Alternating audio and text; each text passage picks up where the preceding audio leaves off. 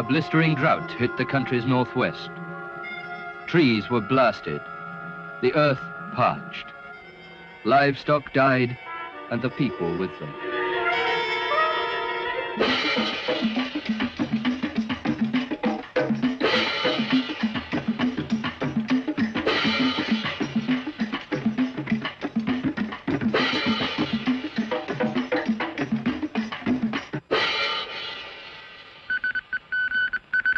Appeals for help poured in from the afflicted zones. Government supplies were rushed to the stricken region, followed by massive international aid.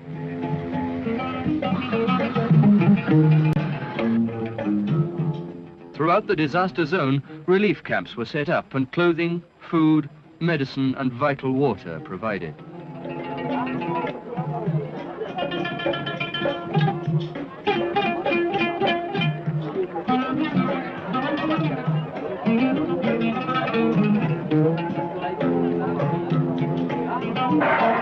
An early visitor to the zone was President Siad himself, come to judge with his own eyes the extent of the damage and the effect of the relief work. As he walked among the victims, his distress was plain to see.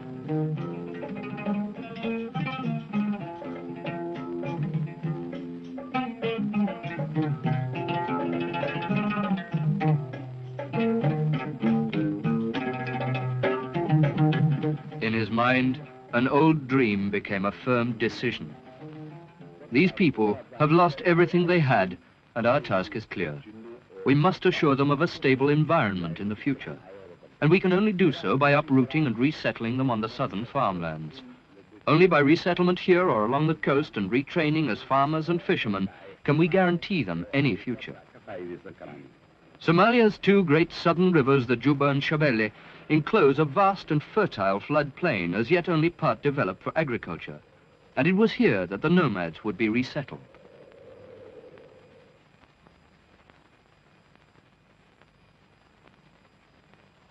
The operation was far from easy.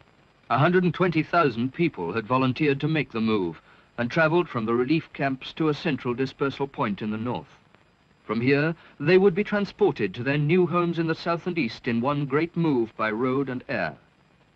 For the future farmers were settlements at Kurtemwari, Sablale, and Dujuma. For the fishermen at Brawe, Isle, and Abdale.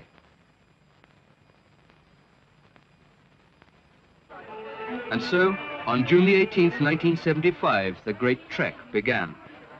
Families who had somehow saved their homes from drought and earlier moves dismantled them. Precious possessions were packed and stowed away for a journey that would take them from everything they had ever known and into a future far removed at which they could only guess. Infants and invalids were carried onto waiting lorries. Papers were checked as whole families moved together. The entire nation's transport resources had been mobilized and others borrowed from abroad. 16 landing strips had been built for 24 huge transport planes, while over 600 lorries took on the rest.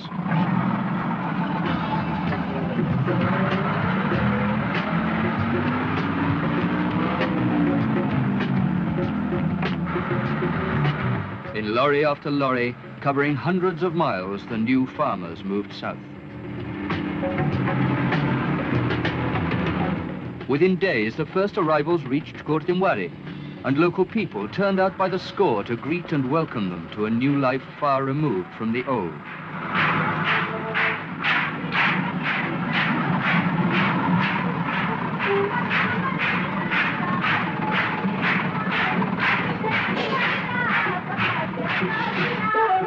Even the mud and rain which greeted them also must have seemed a godsend after the horrors of drought.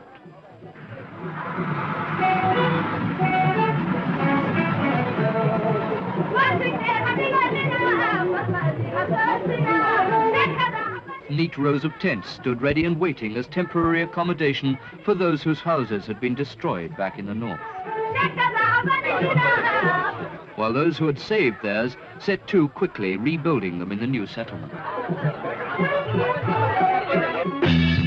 Meanwhile, the future fishermen were also on the move, southwards and east to their new homes along the coast.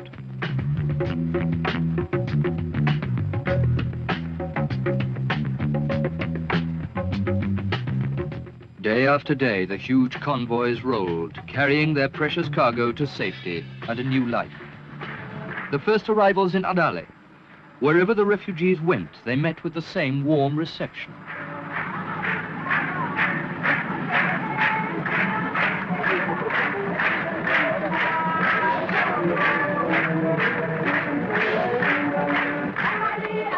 Here too, as in Kurtimwari, houses had to be built to accommodate the new settlers.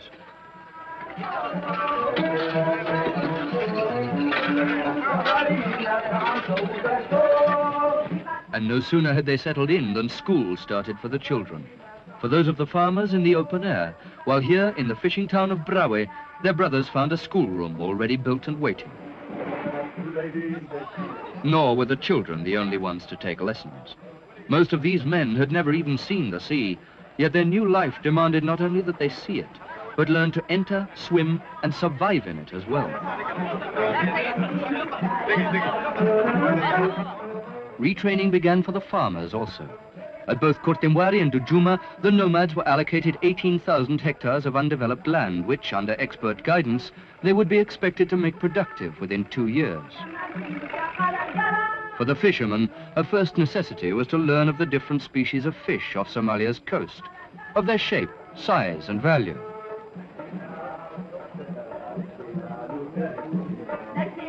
While the farmers learned of the best crop strains to plant in a given soil.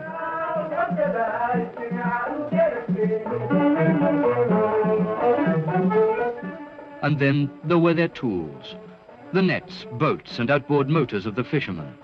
Without knowledge and care of these, however would they survive? Fishing is one thing, showing instant returns. Farming is different, needing more time and repaying its errors far more harshly. Here, patience and great thoroughness in preparing their land were the lessons the new farmers had to learn.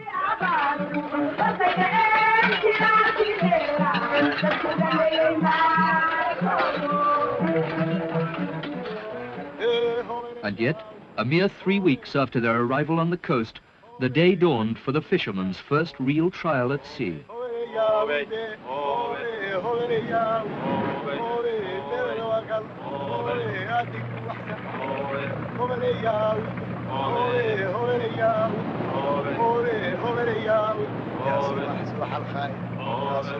As the first nets were cast, so inland, the farmers sowed the seeds of their first harvest. It was a day of hard work, but jubilation.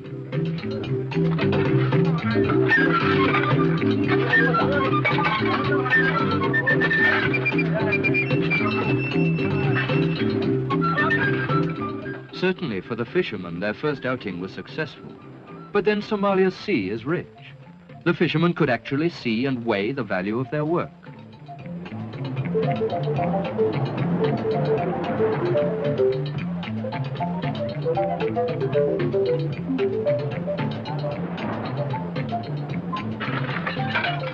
For the farmers, success was not so instant. They had to have faith. But still, their hopes were high that what they had ploughed and sown would soon enough flourish also to repay them for their trust.